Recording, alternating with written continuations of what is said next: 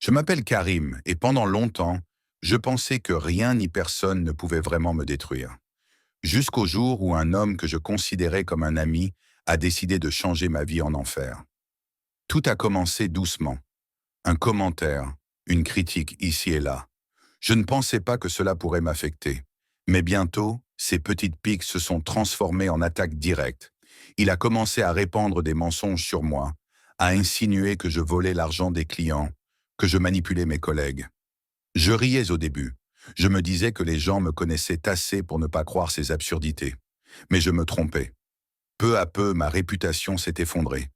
Mes clients ont commencé à me tourner le dos.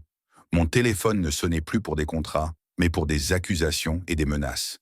Chaque email que je recevais me vidait un peu plus de confiance.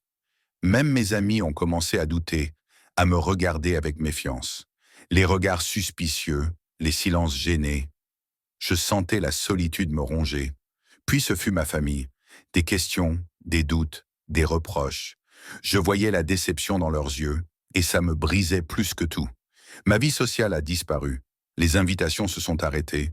Les appels ont cessé. J'étais seul, complètement isolé. Et financièrement, c'était un désastre. Les contrats annulés, les comptes bloqués, mes économies siphonnées pour payer des dettes que je n'avais pas. Mon appartement, mon véhicule. Tout ce que j'avais mis des années à construire commençait à s'effondrer.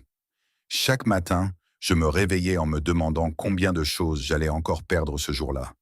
Il ne s'est pas contenté de me ruiner professionnellement. Il a infiltré ma vie privée. Des rumeurs ont commencé à circuler dans mon quartier, dans mon cercle d'amis d'enfance. On murmurait des mensonges sur ma moralité, sur mes relations. Je voyais des collègues et des amis que je connaissais depuis des années me tourner le dos, effacés par ces manipulations. Même les gens que je croyais intouchables ont commencé à douter de moi. J'étais au bord du précipice. Parfois, je me demandais si je pouvais continuer à me battre. Mais malgré tout, j'ai commencé à collecter des preuves, des messages, des conversations enregistrées, des captures d'écran, chaque détail qu'il pensait avoir caché.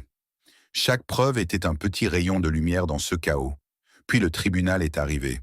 Pour lui, c'était une victoire assurée. Il pensait que tout était parfait, qu'il avait tout effacé, qu'il n'y aurait rien pour le lier à ses mensonges. Mais il avait fait une erreur, une seule, minuscule, qu'il pensait insignifiante, et qui allait tout changer. Quand j'ai présenté mes preuves devant le juge, une à une, c'était comme si toute ma vie détruite reprenait forme. Les jurés ont vu la vérité, la manipulation, la jalousie, la cruauté. Et lui, il a vu son monde s'écrouler.